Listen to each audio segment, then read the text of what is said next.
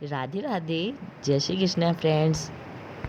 आज हम वट सावित्री की आपको हार्दिक शुभकामनाएं। हिंद चलिए, आज हम लोग वट सावित्री की पूजा विधि और व्रत कथा सुनेंगे।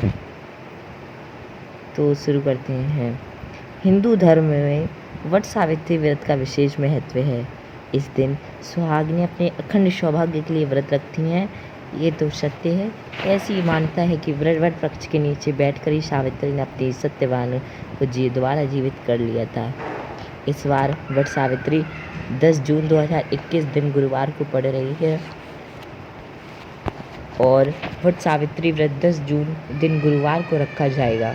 अमावस्या तिथि 9 जून को दोपहर 1:57 पर शुरू हो जाएगी और 10 जून को शाम 4:20 पर समाप्त होगी। पर व्रत का पारण 11 जून को किया जाएगा और व्रत भी 10 जून का ही होगा। तो सबसे पहले हम लोग पूजा सामग्री देख लेते हैं। एक बांस की लकड़ी से बना पंखा, अक्षत, हल्दी, धूप बत्ती, लाल पीले रंग का कलावा, 16 श्रृंगार, तांबे के लोटे में पानी, पूजा के लिए सिंदूर और लाल रंग का वस्त्र, पूजा में बिछाने के लिए 5 प्रकार के फल, बरगद का पेड़ और पकवान आदि। वट सावित्री व्रत की पूजा के लिए एक बांस की टोकरी में 7 तरह के अनाज रखे जाते हैं, जिसे कपड़ों के 2 टुकड़ों से ढक दिया जाता है। एक दूसरी बांस की टोकरी में देवी सावित्री की प्रतिमा रखी जाती है। वट वृक्ष पर महिला जल चढ़ाकर कुमकुम अक्षत चढ़ाती हैं, फिर सूत के धागे से वट वृक्ष पर बांधकर उसके 7 चक्कर लगाए जाते हैं और चने गुड़ का प्रसाद बांटा जाता है। इसके बाद महिलाएं कथा सुनती हैं। अगर जैसे इस कोरोना में लॉकडाउन अगर लगा हो तो आप लोग एक बरगद का छोटा सा पेड़ ले लीजिए, उसे एक दिन पहले यानी 9 जून को लगा लीजिए अपने घर पे और अगले दिन बढ़िया से पानी आने डालिए, आंगन में रखकर, खुली जगह में रखकर आप अगले दिन उस पर कुछ लोग कहते हैं ना कि उसको मतलब डंडी लगा सकते हैं। नहीं, उसकी पूरी ही जड़ समेत पौधा होना चाहिए, तभी उसकी पूजा की सकती है। पर बूढ़े बरगद की पूजा इसलिए शुभ होती है क्योंकि उसमें भगवान पहले से ही होते हैं, पर भक्ति भाव जहाँ होता है भगवान वैसे भी वहाँ आ जाते हैं। इसलिए आप बरगद का पौधा भी लगा सकते हैं। तो हम लोग कथा सुनते हैं।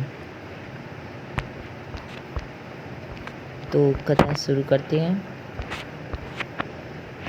स्कंद पुराण और भविष्योत्तर पुराण में भी विस्तार से ये कथा मिलती है। तो सुनिए, जो स्कंद पुराण और भविष्य पुराण में जो कथा है वो ये है। राजश्री अश्वपति की एकमात्र संतान थी सावित्री। सावित्री ने बनवासी राजा धुम्नसेन के पुत्र सत्यवान को पति रूप में चुना, लेकिन जब नारद जी ने उन्हें बताया कि सत्यवान अल्पायु है तो भी सावित्री ने अपने निर्णय से डिगी नहीं। वे समस्त राज वैभव त्याग कर सत्यवान के साथ उनके परिवार की सेवा करते हुए वन में रहने लगीं। जिस दिन सत्यवान के महाप्रयाण का दिन था, उस दिन वे लकड़ियां काटने जंगल गए। वहां मूर्छित होकर गिर पड़ी। उसी समय यमराज सत्यवान के प्राण लेने आ गए। 3 दिन में उपवास रह रही सावित्री उस घड़ी को जानती थी, अतः बिना विकल्प हुए उन्होंने यमराज से सत्यवान के प्राण न लेने की प्रार्थना की, लेकिन यमराज नहीं माने। तब सावित्री उनके पीछे पीछे ही जाने लगी। कई बार मना करने पर यमराज फिर भी नहीं माने और सावित्री के साहस और त्याग से यमराज प्रसन्न हो गए और उन्होंने कोई 3 वरदान मांगने को कहा। सावित्री देवी में इतनी शक्ति थी, अपने पति व्रत की शक्ति से वो यमराज की यमलोक तक चली गई और सावित्री ने 3 वरदान मांगे। यमराज ने प्रसन्न होकर 3 वरदान मांगने को कहा। सावित्री ने सत्यवान की दृष्टिहीन माता पिता के नेत्रों की ज्योति मांगी, उनका छिना हुआ राज्य मांगा और अपने 100 पुत्रों का वरदान मांगा। तथास्तु कहने के बाद यमराज समझ गए कि सावित्री को पति के साथ ले जाना है अब संभव नहीं, इसलिए उन्होंने सावित्री को अखंड सौभाग्य का आशीर्वाद दिया और सत्यवान को छोड़कर वहां से अंतर्धान हो गए। उसी समय सावित्री अपने पति को लेकर वट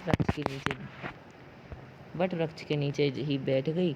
इसलिए इस दिन महिलाएं अपने परिवार और जीवन साथी की दीर्घायु कामना करते हुए वट वृक्ष को भोग अर्पण करती हैं, उस पर धागा लपेट कर पूजा करती हैं।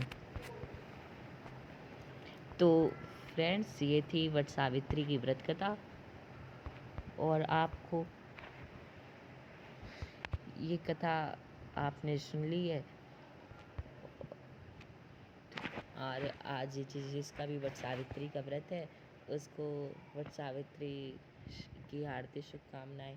और अगर आपको कथा अच्छी लगी हो तो लाइक तो सब्सक्राइब ज़रूर करना।